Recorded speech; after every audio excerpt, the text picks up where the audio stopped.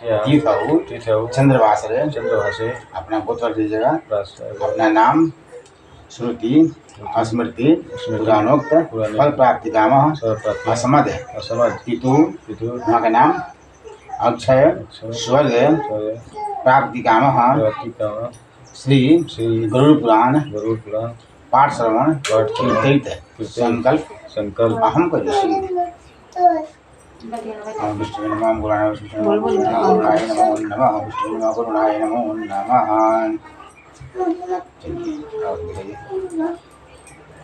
ओम बृहस्पति सद्भूतम गंधाढ़ गंधोत्तममावेश विद्यं देवानां धूपो यम प्रतिदं बृहस्पति देवानां धूपो यम प्रतिगृहतामः विष्णु नमः गुरुनाय नमः ओम विष्णु नमः गुरुनाय नमो नमः।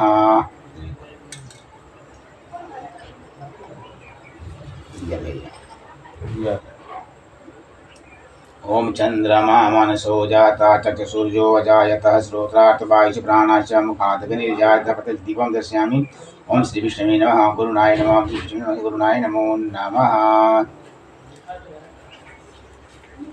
फूल डाल दीजिए, थोड़ा सा बढ़ा दीजिएगा फूल और केला पान छू लीजिए, प्रणाम कर लीजिए, आगे प्रणाम कर लीजिए भगवान विष्णु सब यहाँ फूल ले लीजिए, फूल ले लो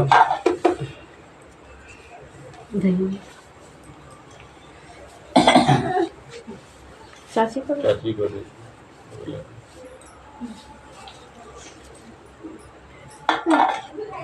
फूल ले लो हम भी ना। आकाशचारी गरुड़ जी से भगवान विष्णु से पूछते हैं कि किन किन पापों की क्या क्या पहचान है तथा किन किन जोनियों में पापी जीव जो जाते हैं, कृपा करके मुझे बताइए। भगवान विष्णु ने बताया कि नरक से आए हुए पापियों का चंडाल जाति में जन्म होता है। ब्रह्म हत्या करने वाले का जन्म के बाद क्षय रोग से पीड़ित होता है। गौ को मारने वाला कुबड़ा होता है, मूर्ख होता है। कन्या को बेचने वाला कुष्ठ रोगी होता है। ऐसे पापी चंडाल योनि में जन्म लेते हैं। स्त्री को मारने वाला, गर्भ को नष्ट करने वाला, दोनों भील जाति में उत्पन्न होकर के जीवन भर रोगी रहते हैं। अगम में स्त्री के गमन करने वाला, नपुंसक पुरुष गुरु की पत्नी के गमन करने वाला दुष्चर्म रोग से पीड़ित होता है। मांस को खाने वाले दांत अति लाल होते हैं। मदिरा का सेवन करने वालों के दांत जो हैं काले होते हैं। अभक्ष्य पदार्थ को खाने वाला पंडित जलोदर रोगी होता है।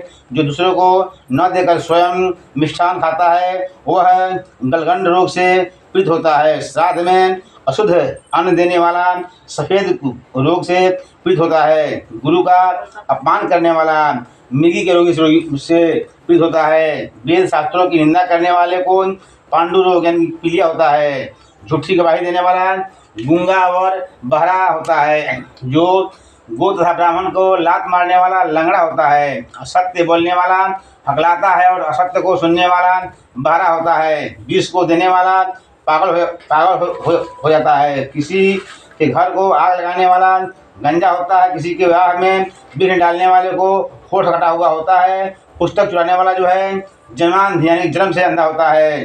रत्न चुराने वाला नीच कुल में उत्पन्न होता है। सोने को चुराने वाले नाखून खराब होते हैं। धातु को चुराने वाला निर्धन हो जाता है। अन्न चुराने वाला जो है चूहा धान आदि चुराने वाला टिड्डी का जन्म पाता है। जल को चुराने वाला जो है चातक और विष को चुराने वाले भिक्षु का जन्म लेता है। साग और पत्ते चुराने वाला मोर, गंध वाली वस्तुएं चुराने वाला जो है छुछुंदर की योनि में जन्म लेता है। शहद चुराने वाला मक्खी और मांस चोर गिद्ध होता है। नमक चुराने वाला जो है चिट्टी की योनि में जाता है। फल फूल पान चुराने वाला जो है बानर की योनि पाता है। कपास और तीर्ण चुराने वाला भैंस की योनि में जाता है। तीर्थ यात्रियों को लूटने वाला कसाई के घर में पकड़ा होता है। विष खाकर मरने वाला जो है सर्प बनता है। सदा उदंड रहने वाला जंगली हाथी और बलि वैश्य देव करने वाले ब्राह्मण को नीच के घर का भोजन कराते हैं उन्हें व्याघ्र की जोनी प्राप्त होती है। जो ब्राह्मण संध्या गायत्री का जप नहीं करते, मन में दुष्टता रखते हैं और दिखावे में साधु बनते हैं, वे जो है बगुले की जोनी को प्राप्त होते हैं। जग का अधिकार न रखने वाले रखने वालों से जो जग रहते हैं वे ईश्वर की योनि पाते हैं। जो ब्राह्मण सुपात्र को दान विद्या दान नहीं करता वह बैल बनता है। जो शिष्य गुरु की सेवा नहीं करता वह पशु के योनि में को पाता है। विवाद करके ब्राह्मण को जीतने वाला व गुरु को जवाब देने वाला ब्रह्माक्षर बनता है। ब्राह्मण को दान का वादा करके दान नहीं करता वह सियार और जो श्रेष्ठ व्यक्तियों का उचित सत्कार नहीं करता है वह अग्निमुख होता है। मित्रद्रोही पहाड़ी एक गिद्ध होता है। वर्णाश्रम की निंदा करने वाला व्यक्ति जो है अगले जन्म में कबूतर होता है। ठगी व्यापारी व्यापारी करने वाला उल्लू बनता है। स्नेह को भंग करने वाला, आज्ञा का भंग करने वाला, द्वेष के कारण अपनी पत्नी को त्याग करने वाला दूसरे जन्म में चकवा पक्षी की योनि में जाते हैं। जो माता पिता गुरुजनों के से द्वेष भाई बहनों से शत्रुता रखते हैं वो जो है गर्भ में ही मर जाता है। जो स्त्री अपने सास को गालियाँ देती रहती है उसे जोग की योनि मिलती है। पति का सम्मान न करके उसे भला बुरा कहने वाली स्त्री जो है जू यानी कि भीड़ की योनि में जाती है। जो स्त्री दूसरे पुरुष से संबंध रखती है उसे चमगादड़ की योनि या दुमुह वाली सांपिनी होती है। अपने गोत्र को भ्रष्ट करने वाला और स्वगोत्र की स्त्री के साथ में संबंध रखता है उसे भालू की योनि मिलती है। तपस्वी स्त्री से संबंध स्थापित करने वाला मरुस्थल में पिशाच योनि में जन्म लेता है। छोटी लड़की के साथ में व्यभिचार करने वाला को अजगर की योनि मिलती है। गुरु स्त्री के साथ संबंध स्थापित करने वाला बिछखोपड़ा बनता है। रानी से और मित्र की पत्नी से संबंध स्थापित करने वाला जो है गधे की योनि में जाता है। गुदा मैथुन के करने वाला जो है स्वर्ग की योनि को प्राप्त करता है। शुद्ध नारी से व्यभिचार करने वाले को बैल का या घोड़ा की योनि मिलती है।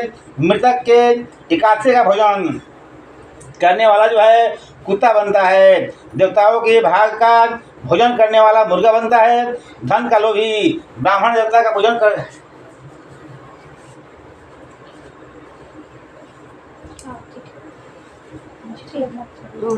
अच्छा तनु अगरबत्ती धन का लोभी ब्राह्मण देवता का पूजन करता है उसे देवलक कहते हैं। वह पितृकार्य हव्य कार्य श्राद्धादि के भोजन के योग्य नहीं है। ऐसा पापी घोर नरक को पाते हैं। ब्रह्म हत्या करने वाला गधा ऊँट और भैंस की योनि में जाते हैं। श्रावी मनुष्य जो है भेड़िया कुत्ता और सियार की योनि पाता है। दूसरों की पत्नी को हड़पने वाला किसी के धरोहर को हड़पने वाला वह ब्रह्मराक्षस होता है। ब्राह्मण के धन को हड़पने वाले व्यक्ति की 7 पीढ़ी जो है नष्ट हो जाती है। बलात्कार तथा चोरी का धन इतना भोगता है। जो पुरुष दूसरे की दान की ब्राह्मण की जमीन छीन लेता है वो 60,000 वर्ष तक विष्ठा का कीड़ा बन करके जन्मता व मरता है। जो स्वयं दान की हुई जमीन को छीन लेता है वह पापी महाप्रलय तक नरक का जीवन भोगता है।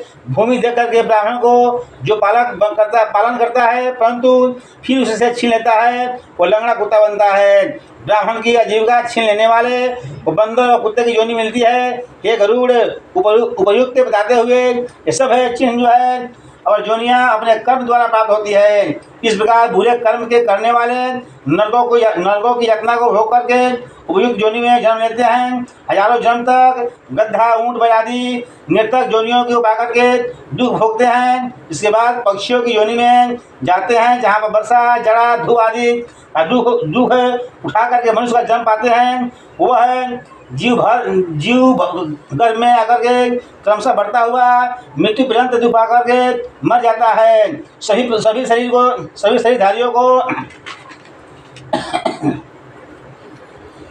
शरीरधारियों का जन्म और विनाश होता है।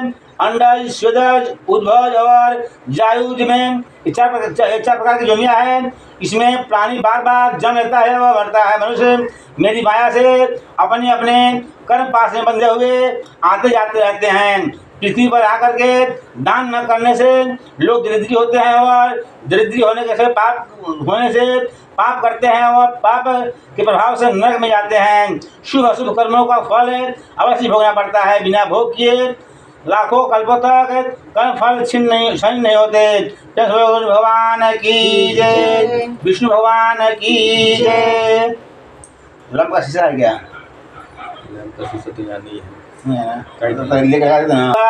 जीव माता के गर्भ में कैसे जाता है और गर्भ आदि कैसे दुख भोगता है। भगवान विष्णु बोले कि हे गरुड़, स्त्री पुरुष के मिलन पर स्त्री का जो पुरुष का बीज जो दोनों गर्भाशय में मिलते हैं, प्राणी का जन्म होता है। ऋतु स्नान के समय पहले दिन स्त्री अपवित्र रहती है, पहले दिन वह चंडालीन, दूसरे दिन ब्रह्मघातिनी और तीसरे दिन धोबिन के समान होती है, चौथे दिन वह स्नान के बाद शुद्ध होती है।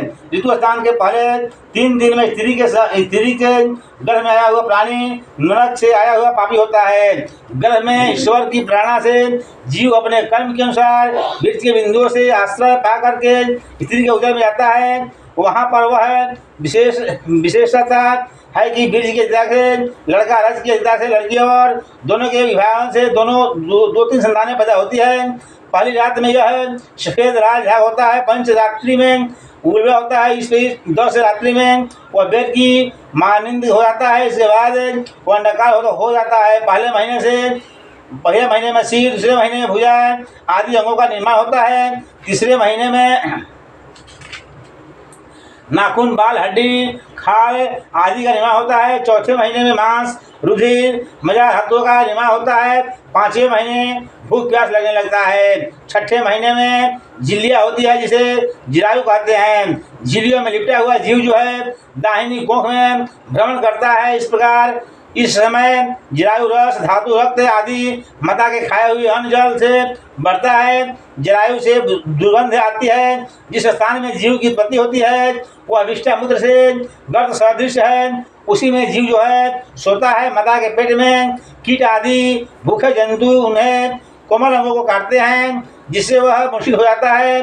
माता के कड़वी तीखे गर्भ में नमकीन, रूखी सूखी पोषक वस्तुओं खा लेने पर उसके अंगों में दर्द होता है। जरायु से कसा हुआ हाथों द्वारा आवृत रहता है। वह नीचे सिर और ऊपर की ओर पांव किए हुए टूटी पीठ वाला सिर और दोनों भुजाओं से मिला गोलाकार पिंजरे में कैद हुए पक्षी की भांति दुखित रहता है। पुण्य हुआ तो जीव को ईश्वर की स्मृति आती है। जीव सप्त धातुओं से बंधा हुआ पशु की भांति भयभीत होकर के हाथ जोड़ करके ऋषियों की भांति दीन वाणी द्वारा ईश्वर की स्तुति करता है। 7वें माह से जीव को गर्भ में ज्ञान होता है तथा दुखों को देख करके कांप उठता है। वह गर्भ में इधर उधर फिरता है। जीव कहता है कि हे लक्ष्मीपति भगवान विष्णु, जगत के अपार पापों का नाश करने वाले, मैं आपकी शरण में आया हूँ। हे नाथ, आपकी माया से मोहित मैं अपने शरीर, पुत्र पौत्र आदि में ममता करके अभिमान करता रहा था, जिसके कारण जन्म मरण के बंधन में पड़ा हुआ हूँ। मैंने अभिमान बस अपने कुटुंब पालन में शुभ अशुभ कर्म को किए, उसका मैं अकेला फल भोग रहा हूँ। यदि मैं इस जोनि से एक बार मुक्त हो जाऊं तो आपके चरण बिंदु का स्मरण करूंगा। मैं मलमूत्र के अंधकूप में पड़ा हुआ दुख भोग रहा हूँ। मैं यहाँ से निकलना चाहता हूँ। हे प्रभु, मेरी सहायता करो। मैं आपको शरण में हूँ। अब दया कर जिससे मैं जन्म मरण के चक्र से मुक्ति पा सकूँ। ये प्रभु, आपकी कृपा से मुझे यह ज्ञान भी हो रहा है कि इससे बाहर निकलने पर मैं संसार की मोह माया में पड़ करके पाप कर्मों में लिप्त हो जाऊंगा। इसलिए मैं गर्भ से निकलना चाहता हूँ। यहाँ गर्भ में मुझे कष्ट उठाना पड़ रहा है, परंतु आपके चरणों के आश्रय से आपका अपना उद्धार करूँगा। हे गरुड़, इस प्रकार 9 माह तक जीव जो है ईश्वर की स्तुति करता रहता है तथा 10वें मास में वह अधोमुख जीव की अशुद्ध पवन बाहर निकाल देता है, परंतु बाहर आते ही उसका पूर्वोक्त ज्ञान जो है विस्मृत हो जाता है। ज्ञान के न रहने पर विपरीत गति को प्राप्त कर बहुत होता है। ज्ञान के न रहने पर गर्भ रोग, शमशान अव पुराण के सुनने पर जैसी बुद्धि होती है, यदि वह बनी रहे तो संसार रूपी बंधन से हर प्राणी छूट जाए। कर्म भोग के बाद जब जीव बाहर आता है तब विष्णु भगवान की माया उसको मोहित करती है। तब माया में लिप्त और परवश होकर वो कुछ नहीं बोलता। शिशु काल में होने वाले दुख पर पराधीन होकर भोगता है। दुख एवं भूख से बालक जो है रोने लगता है। रोना सुनकर के माता पिता औषधि या दूध देते हैं। इस प्रकार उसका लालन पालन होता है। खटमल जू गीला बिस्तर पर सोने से वह दुखी होता है। इस प्रकार ज्ञान रहित असमर्थ और रोते हुए बालक को खटमल मच्छर आदि काटकर दुख देते हैं। 5 वर्ष तक की बचपन की अवस्था समाप्त कर वह पौगंड अवस्था में आता है। इस अवस्था में वह विद्या अध्ययन करता हुआ गुरु की प्रताड़ना सहता है। इसके बाद में आसुरी संपत्ति प्राप्त करने वाली यौन अवस्था को में आता है। यौन अवस्था में नीच संग पाकर के वह जो है दुष्ट कर्म करता है। जब वह माया रूपी स्त्री को देखता है तो उसे ज्ञान नहीं रहता, वह उसके मुँह में पड़ जाता है। इन पांचों इंद्रियों कर्ण जीव है। त्वचा आँख नाक के वशीभूत होकर के 5 विषयों को भोगने लगता है। शरीर के साथ इच्छाएं पूरी न होने पर उसका अहंकार और क्रोध भी बढ़ता जाता है। इस प्रकार दुर्लभ योनि पाकर भी उसे वह विषय वासना में नष्ट कर देता है। सैकड़ों योनियों में मनुष्य योनि है बहुत दुर्लभ है और इसमें ब्राह्मण होना अत्यंत कठिन है। भक्तिहीन हाथ में आए हुए अमृत को वह गिरा देता है। धीरे वह वृद्धावस्था को पार होता है, रोगों से घिर जाता है और दुख भोगता हुआ धीरे मृत्यु के पार होकर के नरक हो जाता है। श्री भगवान विष्णु बोले, हे गरुड़, इस प्रकार आवागमन के चक्र में कर्म पाशों में बंधे हुए पापी लोग मेरी माया से मोहित होकर के विषयों से कभी वैराग नहीं होता। ये गरुड़, मैंने तुम्हें दंतहीन, अंत्येष्टि और आदि अंतकाल संस्कारों से रहित पापियों की गति सुनाई है। अब और क्या जाना चाहते हो? तो बोलो विष्णु भगवान की जय, गरुड़ जी महाराज की जय। कूद गया है। सूत जी ने कहा कि इस प्रकार से नरक का वर्णन सुनकर गरुड़ जी कांपने लगे और भगवान केशव से बोले कि मनुष्य के प्रमाद में अथवा जाने अनजाने पाप करने पर कोई ऐसा उपाय बताइए जिससे उसको भय की यातना न सहनी पड़े, जिसकी बुद्धि पाप करने के कारण नष्ट हो चुकी है। इंद्रियों के वशीभूत होकर के आत्मा विषय वासनाओं में लिप्त है। ऐसे संसार रूपी समुद्र में डूबते हुए व्यक्तियों के उद्धार के लिए हे स्वामी, हे प्रभु, पुराण आदि शास्त्रों से निश्चित होकर के कोई उपाय बताइए जिससे वे सदगति प्राप्त कर सकें। विष्णु भगवान बोले कि हे गरुड़, तुमने लोकहित में दृष्टि से बहुत ही उत्तम प्रश्न किया है। अब सुनो मत, तो मैं वह उपाय बताऊंगा जो दुर्गति मैंने बताई है वह पुत्रहीन पापी मनुष्यों की है। पुत्रवान धर्मात्मा पुरुष कभी इस दुर्गतियों को नहीं भोगते। यदि कर्मानुसार घर में पुत्र न हुआ तो पहले किसी न किसी उपाय से पुत्र की प्राप्ति का उपाय करें। वे घर में हरिवंश पुराण का पाठ करें या करवा में सप्तमी का पाठ एवं शिवशंकर की आराधना करें। इन उपायों से बुद्धि जो है बुद्धिमान पुत्र की प्राप्ति होती है।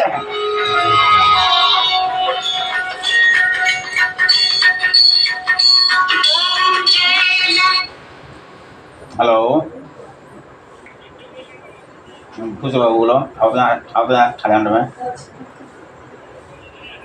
हाँ जरूर आएंगे। नहीं ठीक आ रहे हैं। मनुष्य इन तीनों ऋणों से मुक्ति हो जाती है। इस प्रकार से मनुष्य जो है सीधा स्वर्ग को जाता है।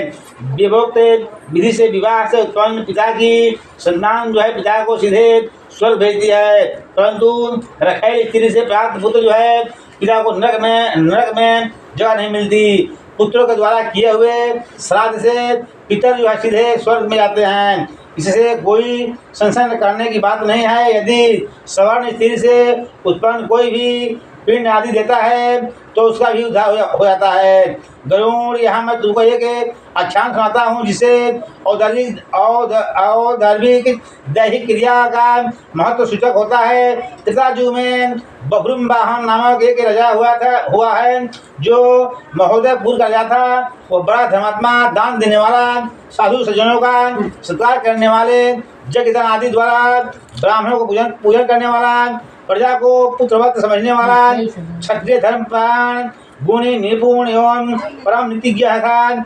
एक बार वो अपनी सेना लेकर के शिकार एक दूध वन में गया, वो वन में नाना प्रकार के मृगों से भरपूर था। वहाँ नाना प्रकार के पक्षी कलरव कर रहे थे। वहाँ न जाने एक मृग को देखा, वो उसका शिकार करने हेतु एक बाण छोड़ा। बाण से मृग जो है हताहत हो गया और बाण सहित भाग करके छुप गया। मृग के शरीर से बहे खून के सहारे राजा जो है हिरण का पीछा करता हुआ घोड़ा दौड़ाता थक जाने पर राजा एक तालाब के किनारे रुक गया। सरोवर के कमल के फूल खिले थे, जिसकी सुगंध चारों ओर फैल रही थी। राजा ने जल पिया और थकान दूर किया। आगे चलने पर उसे एक बड़ वृक्ष मिला, जिस पर पक्षी जो है गुंजन कर रहे थे। राजा बड़ वृक्ष के नीचे बैठ करके आराम करने लगा। वहाँ राजा ने भूख प्यास से पीड़ित व्याकुल बिखरे वाले मैले कुचैले तंत ही भयानक कुबड़े लंबे और दुर्लभ एक प्रेत को देखा। राजा जो है प्रेत को देख करके आश्चर्य में पड़ गया।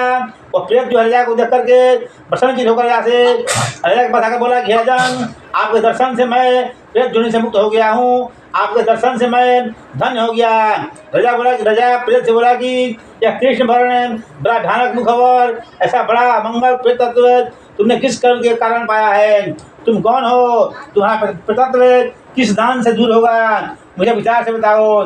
हे राजन, मैं अपनी प्रेत जोनि का कारण बताता हूँ, क्योंकि वहाँ पे अत्यंत ही दयालु हैं। इसी आर्यावर्त में धन्य धान से पूर्ण वैदेश नामक नगर है। वो राजभवन देव मंदिर एवं ऊंचे ऊंचे भवनों से शोभमान है। वहाँ धर्म का निवास है। उसी धार्मिक नगर में मेरा घर था। मेरा नाम सुदेव है। जाति से मैं बनिया हूँ।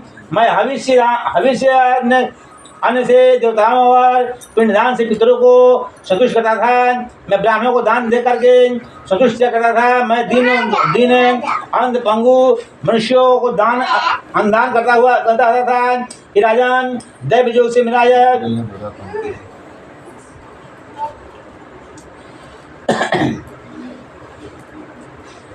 मैं दीन अंध पंगु मनुष्यों को अन्नदान करता था।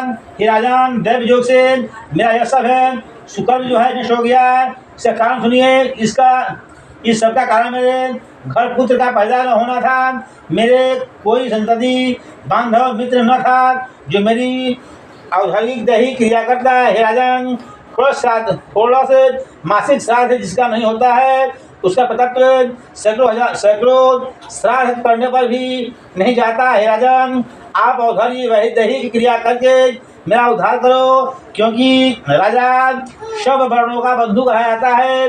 ये राजन, आप ऐसा बात करें जिससे मेरी प्रेत जोनि जो है वो छूट जाए, मुझे सदगति प्राप्त हो। इसके बदले मैं आपको मणि रत्न दूंगा। प्यास और भूख आदि दुख के कारण मुझे प्रतत्व बहुत ही दुखित हो रहा है। इस वन में शीतल जल और स्वादिष्ट फल होने के बाद भी मैं इसका भोग नहीं कर सकता। सुने, न्याय से एकत्र किए हुए 32 मासे स्वर्ण से नारायण की प्रतिमा का निर्माण कराए। उस प्रतिमा को 2 पीले वस्त्रों से पहना ओढ़ा करके आभूषणों से सजाकर सब तीर्थों के जल से स्नान करा करके सिंहासन पर स्थापित करके नारायण स्रोत से अभिषेक करें। प्रतिमा के पूर्व भाग में श्रीधर, दक्षिण में मधुसूदन, पश्चिम में वामदेव, उत्तर में गदाधर भगवान और मध्य में ब्रह्मा तथा महेश्वर की स्थापना कर गंध पुष्प आदि से विधि पूर्वक अलग अलग पूजन करें। कि प्रदक्षिणा करके हवन से देवताओं को तृप्त करके घी दूध दही से विश्वदेव को तृप्त करें। इसके बाद यजमान जो स्नान कर नारायण भगवान के आगे औदैहिक क्रिया प्रारंभ करें। काम को त्याग कर विधि पूर्वक श्राद्ध को पूर्ण करें। इस प्रकार विष्णु स्तर कर कर्म करें। इसके बाद में ब्राह्मणों को तिलक पद दान करें और शैया दान दे करके प्रेत के लिए घर का दान करें। राजा ने कहा कि प्रेत घर दान करने की विधि क्या है? प्रेत ने घर दान करने की विधि बताई। शुद्ध होने का बना हुआ घड़ा दूध एवं घी से पूर्ण एक जल पर वरुण, जम, इंद्र, कुबेर आदि लोकपालों का आह्वान कर ब्राह्मणों को दान कर देना चाहिए। इस घट के दान के बाद और किसी दान की आवश्यकता नहीं होती। ये बड़े बड़े ब्रह्म इत्यादि पापों को नष्ट करने वाले दान है। प्रतत्व की निवृत्ति के लिए श्रद्धा पूर्वक श्रद्धापूर्वक यह घटदान अवश्य करना चाहिए। पेट में जाको महामणि दी और अंदर ध्यान हो गया। पेट की ध्यान होने से सांस में हेलो लकड़ी दही न पूरा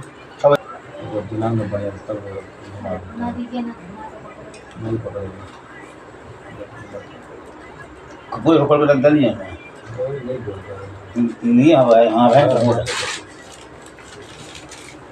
कुछ बने क्या पेट के ध्यान होने के साथ में ही राजा की सेना भी वहाँ पहुंची। राजा अपनी सेना के साथ में नगर को गया। घर पहुंच करके पेट के कहे अनुसार राजा ने पेट के लिए औधर की देही क्रिया न्याय विधि से पूरी कराई, जिसे पेट की जोड़ी से छूट करके वह लोग को चला गया। जो कोई इस पुण्य इतिहास को कहेगा वह सुनेगा और पेट जोड़ी से बच पाएगा। प्रेम से बोलो श्री गुरु महाराज की जय, विष्णु भगवान की जय।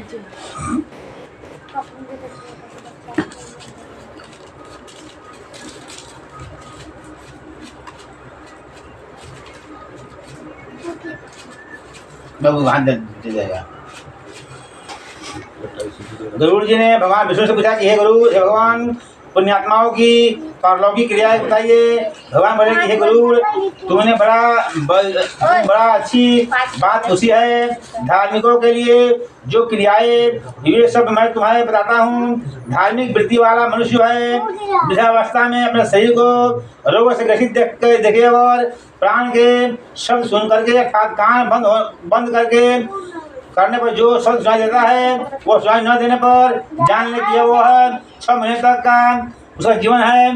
तब निर्भय होकर के अपने जाने अनजाने सभी पापों का प्रायश्चित करें। अंत समय निकट आने पर स्नान कर श्री शालिग्राम का गंध पुष्प और कुमकुम तुलसी दल धूप दीप और लड्डुओं से पूजन करें। ब्राह्मणों को भोजन करा करके दक्षिणा देवें। ओम नमो भगवते वासुदेवाय का जाप करें। ओम नमः शिवाय का स्मरण करें। कानों में पड़ा हुआ हरि और शिव का नाम वह सब पापों को हर लेता है। अंतिम समय में अपने बंधु बांधव से भगवान के ये 10 नाम मत्स्य कूर्म वराह नृसिंह वामन परशुराम राम कृष्ण बुद्ध कल्कि को बार बार सुनाएं। अंतिम समय में जिसकी जीवा पर श्री कृष्ण का नाम होता है उसके सब पाप जो है जलकर भस्म हो जाते हैं। मरते समय पुत्र को बुलाने के लिए भगवान का नाम लेता हुआ आजिमल भी वैकुंठ धाम को चला गया था। ये पक्षीराज गुरु हरि के नाम में पाप नष्ट करने की जितनी शक्ति है पापी मनुष्य उतने पाप करने में समर्थ नहीं है। जमराज के दूतों का निर्देश है कि अंतिम समय में जो भगवान को स्मरण करते हो उसके भूल कर भी नरक में न लाना। केवल नास्तिक मनुष्यों को ही यहाँ पर लाया जाए, क्योंकि मैं स्वयं अच्युत केशव राम नारायण कृष्ण दामोदर वासुदेव हरि श्रीधर माधव गोपी वल्लभ भवन जानकी नामक श्री रामचंद्र को भजता हूँ। जिसकी जिह्वा पर भगवान का नाम हो नहीं जपती उसका चित्त जो है भगवान के चरणों में नहीं धर्मता, जिसका सिर भगवान के लिए कभी नहीं झुकता, उस भगवान सेवा से विमुख सज्जनों को यहाँ लाया करो। ये पक्षीराज हरि के विमुख प्राणी जो है कोई प्राचीन उद्धार नहीं कर सकता। जिस प्रकार विष से भरे घड़े को गंगा आदि नदियाँ पवित्र नहीं कर सकती है, हरि का नाम जपने वाले प्राणी जो है स्वप्न में ही जगदूतों को नहीं देखते। जिसने अंत समय में ब्राह्मणों को गोदान एवं ब्राह्मणों की वाणी द्वारा भगवान विष्णु का नाम सुन लिया हो वो प्राणी बैतरणी नदी में नहीं जाते। अतएव पापों का नाश करने वाले विष्णु भगवान का स्मरण करना चाहिए।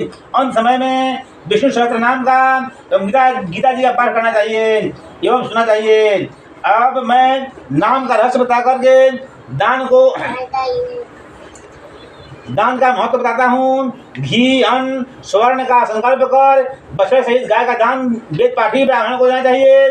सतपुत्र पिता के अंत काल में सब तरह का दान उससे दिवाएं, क्योंकि उसी के लिए धर्म को जानने वाले लोग पुत्र की कामना करते हैं। पिता के अंत समय में पिता के द्वारा सपुत्र जो दान दिलाते हैं उससे जब तक पुत्र जीता है तब तक परलोकगामी पिता उस मार्ग में अंत समय में दान से दुख नहीं पाता। मरने के समय और ग्रहण के समय दिया गया दान सब दानों में विशेष स्थान रखता है। तिल, लोहा, सोना, कपास, नमक, सब धान, भूमि और गो का दान महादान कहा गया है। श्री भगवान बताते हैं कि तीन प्रकार के तिल मेरे पसीने से उत्पन्न होते हैं। उनमें उनके दान से असुर, दानव और दैत्य जो है तृप्त होते हैं। सफेद और काले पीले तिलों के दान से शरीर, मन और वाणी द्वारा संचित पाप जो है नष्ट हो जाते हैं। लोहे के दान से प्रभाव के प्राणी जो है जमलोक में नहीं आता। स्वर्ण के दान से पृथ्वी, पताल एवं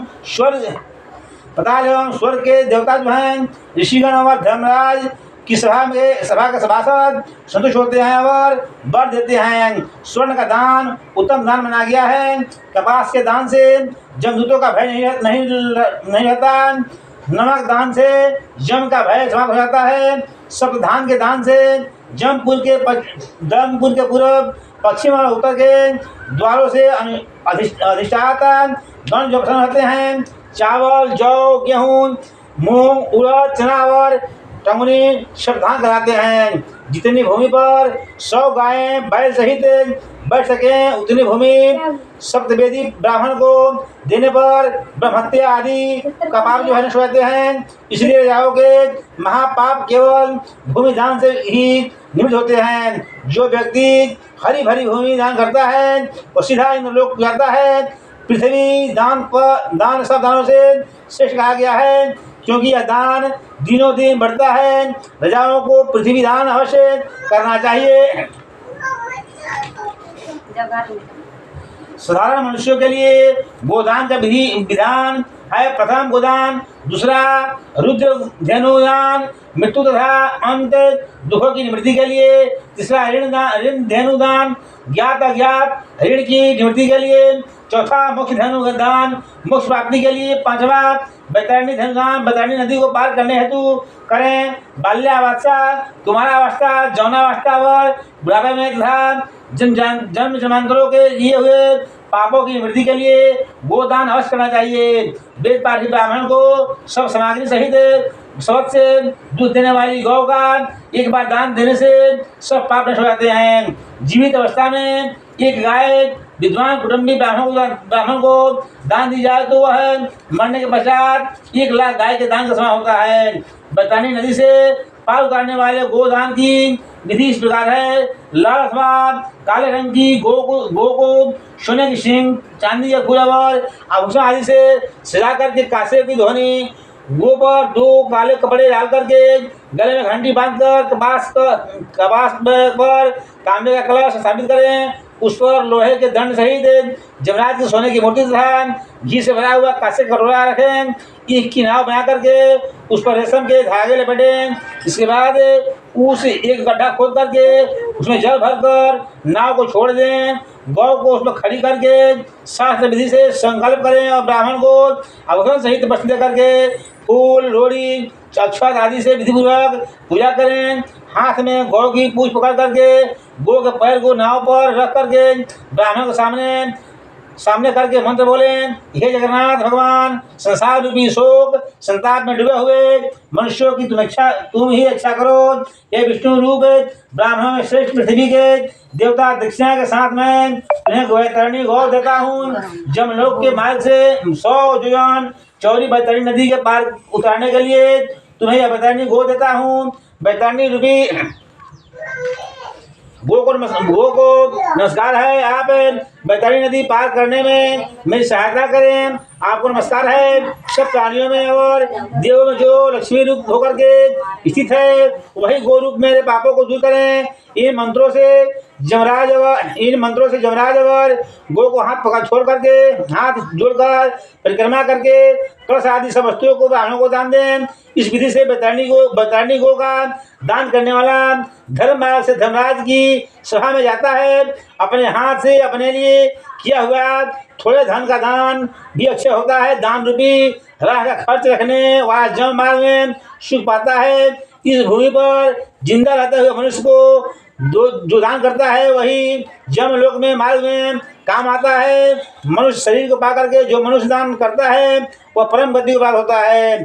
धन पुत्र स्त्री भाई बंधु और शरीर में सब है अनित्य है, अतः धर्म करना चाहिए। मनुष्य के जीवित रहते हुए माता पिता भाई बहन सब है, परंतु मरने के बाद में केवल उसके सत्कर्म ही उसके साथ जाते हैं। धन तो घर में ही साथ छोड़ जाता है, भाई बंधु शमशान तक जाते हैं, परंतु शुभ अशुभ कर्म जो साथ जाते हैं। इसलिए मनुष्य को शुभ कर्म करने चाहिए। कर्म के संबंध से प्राणी संसार में आता है और कर्म के क्षय होने पर संसार से चला जाता है। माता पिता प्रेमी भाई बंधु स्त्री आदि संबंधियों का मिलन बिछुड़ना प्याऊ या कुएं पर इकट्ठे हुए मनुष्यों की भांति होती है। इसलिए जितना हो सके मनुष्य अपने हाथों से दान करता रहे। पहले जन्म में दान करने से इस जन्म में धन मिला है, यह सोच करके धन दान करना चाहिए। भगवान कहते हैं कि जो पुरुष पत्र पुष्प फल जल मुझे अर्पित करता है उनको मैं स्वयं स्वीकार करता हूँ। इस कारण थोड़ा दान अवश्य करना चाहिए। उत्तम पुत्र की व्याख्या करते हुए भगवान कहते हैं कि उत्तम पुत्र वही है जो आखिरी समय में अपने पिता से अन्न का दान करवावे। जो अपने पिता के निमित्त सुपात्र को दान देता है उसे 100 गुना माता के निमित्त 1000 गुना, भगिनी यानी कि बहन के लिए निमित्त 10,000 गुना अक्षय फल मिलता है। भगवान की जय, विष्णु भगवान की जय। अवती बन अवती डाल दूँ। गरुड़ जी ने भगवान विष्णु से पूछा कि कृपा करके आप मरते हुए प्राणी का क्रम बताइए। भगवान बोले कि हे गरुड़, मैं तुम्हें मृत प्राणियों को शरीर त्यागने की विधि बताता हूँ जिससे उसे सदगति प्राप्त हो। प्राणी का शरीर छोड़ने से ठीक पहले तुलसी के पौधे का समीप ही भूमि को गोबर से लिप करके उसा बिछा करके काले तिल बिखेरना चाहिए तथा शालिग्राम की स्थापना करें। शालिग्राम के होने से मुक्ति मिलती है। तुलसी के पौधे के पास जमदूत कभी नहीं आते। जो प्राणी तुलसी मंजरी से युक्त वो प्राण छोड़ता है वो कितना ही पापी हो फिर भी जमलोक में नहीं आता। जिस प्राणी के मुख में तुलसी का पत्ता और तिल एवं कुशा युक्त आसन पर प्राण निकलते हैं वो सीधा स्वर्ग को जाता है। तिल मेरे पसीने से उत्पन्न होने के कारण पवित्र है, इसलिए तिलों से असुर दानव और दैत्य जो हैं भागते रहते हैं।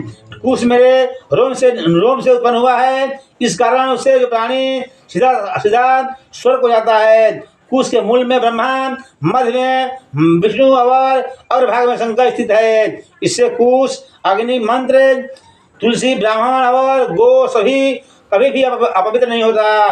कुश जो है पिंड में निर्माण होता है, ब्राह्मण प्रेत के भोजन में निर्माण होता है, मंत्र जो है गो और तुलसी निज के घर में निर्माण होते हैं तथा अग्नि चिता में निर्माण होती है। गोबर से लिपि पृथ्वी पर कुशा एवं तिल बिछा करके मृत सज्जा तैयार करनी चाहिए। सज्जा के ऊपर मंडप छत नहीं होनी चाहिए। गोबर से लिपे मंडप में ब्रह्मा विष्णु शिव अग्नि तथा सब देवताओं का निवास होता है।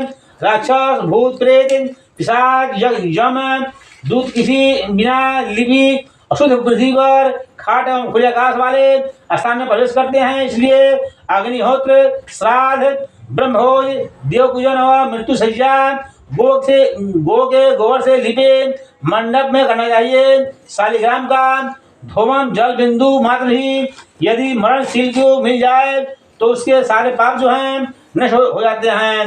अंत समय में गंगा जल पिलाने से 1000 चंद्रायन व्रत के पुण्य के बराबर फल मिलता है। जैसी अग्नि कपास के ढेर को जला देती है, ऐसे ही गंगाजल जो है प्राणी के सब पापों को जला देता है। जो प्राणी कंठ में आए हुए प्राणों के समय गंगा कह देता है वो मरने पर मेरे लोक में जाता है। जो लोग श्रद्धा के समय से प्राण निकालते समय गंगा का स्मरण करते हैं वे मोक्ष को प्राप्त होते हैं। गंगा जल पिलाने के बाद में मोक्ष देने वाले श्रीमद् भागवत की कथा मरणासन व्यक्ति को सुनानी चाहिए। श्रीमद् भागवत का एक श्लोक अथवा चौपाई श्लोक पढ़ने वाले मरणासन व्यक्ति ब्रह्मलोक से कभी नहीं लौटता। वेद तथा उपनिषद के पाठ से और शिव तथा विष्णु के स्त्रोत से ब्राह्मण क्षत्रिय और वैश्य की मुक्ति हो जाती है। कंठ में आए हुए प्राणों के समय जो प्राणी मैंने संन्यास लिया है ऐसा उच्चारण करता है तो वह मरकर मेरे लोक हो जाता है, वह जन्म मरण के चक्र से छूट जाता है। पक्षीराज गरुड़, मृत्यु के समय जिसकी ऐसी मृत्यु होती है उसके प्राण जो है शुक्रवार उस द्वार से निकलते हैं। मुख, नेत्र, नासिका, कर्ण द्वारों को उस द्वार कहते हैं। पुण्य आत्माओं के प्राण जो है इन द्वार से निकलते हैं। जोगी लोग तालु से प्राण छोड़ते हैं। अपान वायु से मिले हुए प्राण जब शरीर से अलग होते हैं तब वायु भी सूक्ष्म द्वार से निकल जाती है। इस प्रकार काल से आहत शरीर जो है स्वरूपी वायु से निकल जाने के बाद निर्हार वृक्ष के समान गिर जाता है। प्राणों के निकल जाने पर शरीर जो है चेष्टाहीन, जुचित, अस्पृश, दुर्गंध युक्त था निंदित होता है। शरीर की अवस्था दृष्टा और भस्म रूप से 3 प्रकार की होती है और क्षण में नष्ट हो जाते हैं। शरीर का घर जो है करना व्यर्थ है। पृथ्वी पर जल में जल, तेज में तेज और पवन में पवन मिल जाती है। सजस्त आत्मा जो है सूक्ष्म रूप नित्य साक्षी और अजर है। वह जीवात्मा में ज्ञान जो है परमात्मा 10 इंद्रियों से युक्त और शब्दादि विषयों से घृत काम रोगादि से युक्त होता है।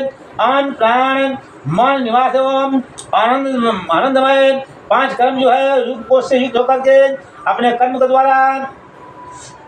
द्वारा बनाए हुए नवीन देह में प्रवेश करता है। जैसे घर के जल जल जाने पर मनुष्य से छोड़ करके दूसरे घर में जाता है, उसी प्रकार जीवात्मा जो है अपने कर्मों से नए शरीर में प्रवेश करती है। जब पुण्य जीवात्मा नए शरीर में प्रवेश करता है तब देवदूत जो है छत्र, चरम और युक्त विमान लेकर जाते हैं। विमान में बैठा करके वे लोग ले जाते हैं। वह देवलोक में पहुँच करके देवताओं के द्वारा पूजित होता है। जय बोलो विष्णु भगवान की जय, गरुड़ जी महाराज की जय। आरती जलाइए। बंधु च सखा त्वमेव विद्या द्रविणं त्वमेव सर्वं मम देव त्वमेव सर्वं मम देव। विष्णु भगवान की जय, गरुड़ जी महाराज की जय।